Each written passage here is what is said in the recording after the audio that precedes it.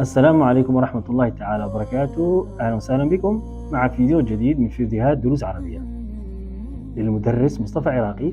waxaad ku soo dhawaatay insha Allah muuqaal cusub oo ka mid muuqaalada casharrada carabiga oo jeedin doono Mustafa Ciraaqi.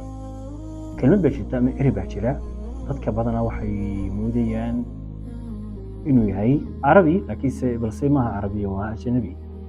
ereygaasi waa sijaarun waa sigaarka.